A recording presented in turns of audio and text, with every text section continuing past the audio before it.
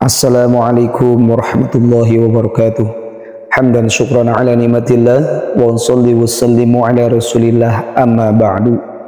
Sahabat channel BM TV yang dirahmati Allah Subhanahu wa taala, semoga kita semua diberikan kesehatan, diberikan keberkahan, dan hajat-hajat ikhwan fillah, hajat kita semua dikabulkan oleh Allah Subhanahu wa taala, dan rezeki kita dilancarkan oleh Allah Subhanahu wa taala, serta beristiqomah beribadah kepadanya. Amin ya Allah ya rabbal alamin. Ikhwan fillah yang dirahmati Allah Subhanahu wa taala, rezeki manusia di dunia telah diatur oleh Allah Subhanahu wa taala. Allah berfirman dalam surah Hud ayat 6 yang artinya, tidak satupun hewan yang bergerak di atas bumi melainkan dijamin rezekinya oleh Allah Subhanahu wa taala. Dia mengetahui tempat kediamannya dan tempat penyimpanannya. Semua tertulis dalam kitab yang nyata, yaitu Lauhul Mahfuz. Namun meskipun Allah sudah menjamin tentang rezeki, tetapi Allah memerintahkan supaya kita berikhtiar, ikhtiar dimaksimalkan, dan berdoa selalu dipanjatkan. Ada sejumlah amalan pembuka rezeki yang bisa dikerjakan umat Islam, sebagaimana yang dikatakan oleh para alimil ulama, yang mana di antara amalan tersebut ada 8. Yang pertama, melaksanakan sholat duha. Sholat duha itu menjadi sebab pembukanya rezeki. Dalam sebuah hadis qudsi, Allah berfirman, "Wahai anak Adam, jangan sekali-kali engkau malas mengerjakan 4 rakaat pada waktu permulaan siang, yaitu sholat duha. Niscaya akan aku cukupkan kebutuhanmu pada hari akhirnya." Hadis riwayat Imam Hakim dan At-Tabrani. Orang yang rajin melaksanakan sholat duha dalam menjalani kehidupannya akan bersikap apa adanya. Dia akan merasa puas dengan apa yang diterimanya, akan selalu bersyukur dengan apa yang diberikan oleh Allah Subhanahu wa taala. Akan tetapi dia bukanlah orang yang pesimis tak berbuat apa-apa.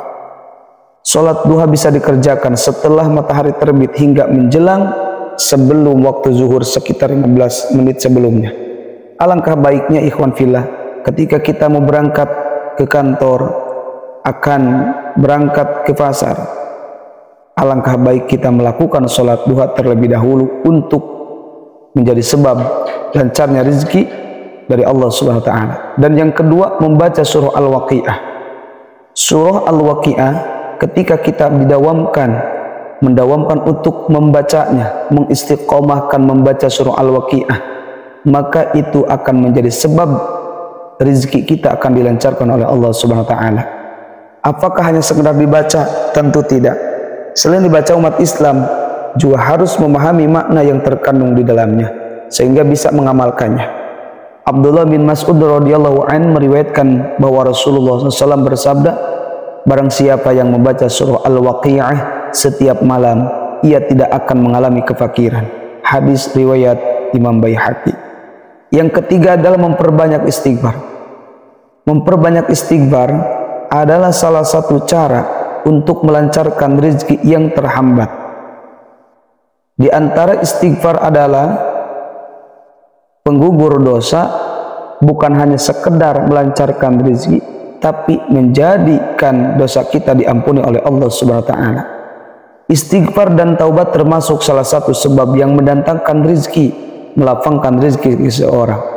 Hal ini juga dijelaskan Allah Subhanahu wa taala melalui firman-Nya dalam surah Nuh ayat 10 hingga 12. Yang artinya, lalu aku berkata kepada mereka, mohonlah ampun kepada Tuhanmu, sesungguhnya Dia Maha Pengampun jika kamu memohon ampun.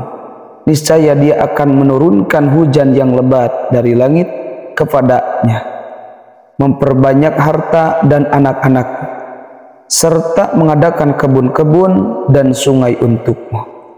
Dijelaskan lebih lanjut, dengan membaca istighfar, aliran rezeki yang terhambat akan mengalir kembali.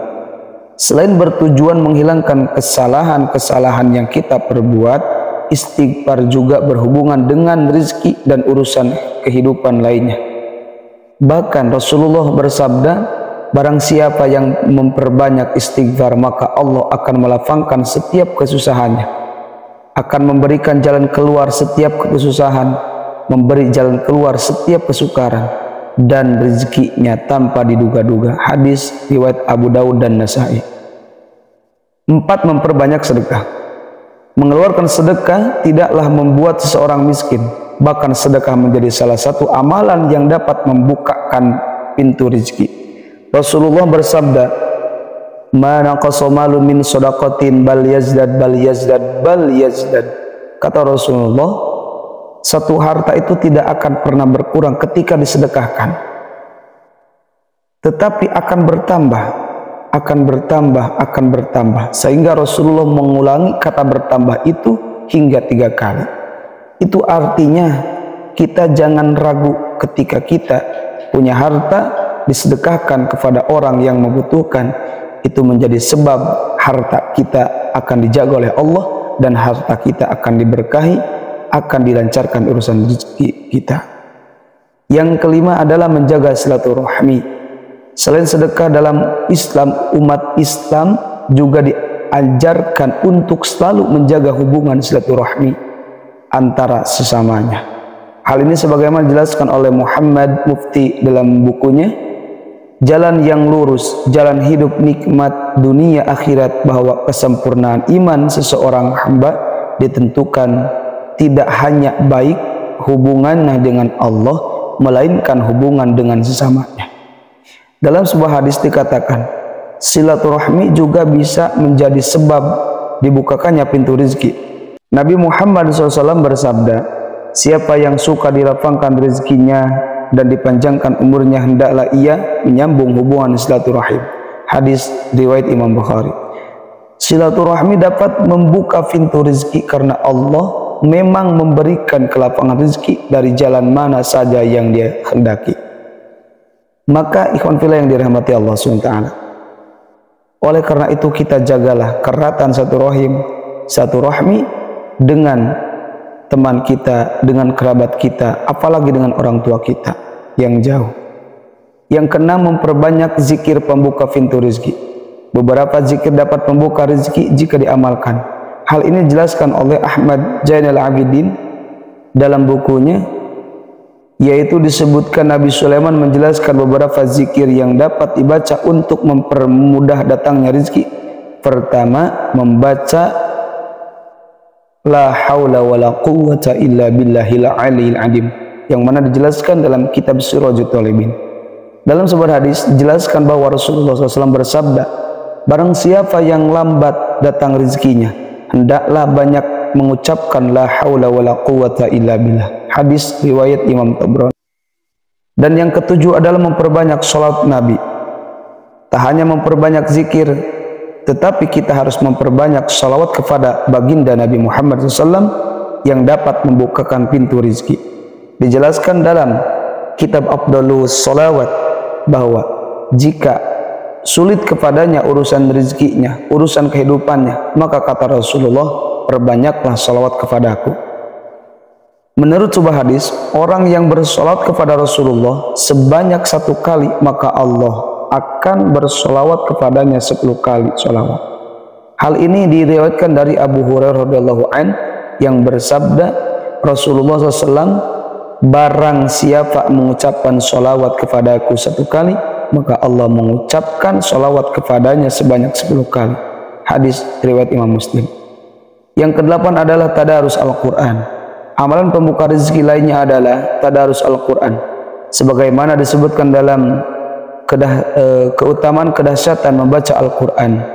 Rezeki dalam pandangan Islam bermakna luas yang tidak bisa diukur dengan uang.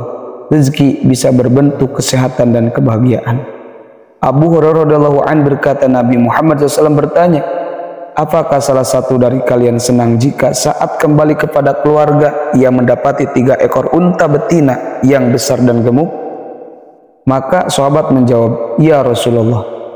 Kemudian beliau bersabda, 3 ayat Al-Quran yang dibaca dalam solat lebih baik baginya daripada 3 ekor unta betina yang besar dan gemuk. Hadis riwayat Imam Muslim.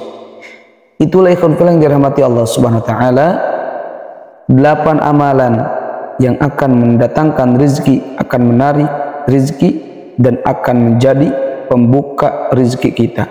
Semoga bermanfaat dan semoga kita semua bisa mengamalkannya. Billahil hidayah wa taufiq. Assalamualaikum warahmatullahi wabarakatuh.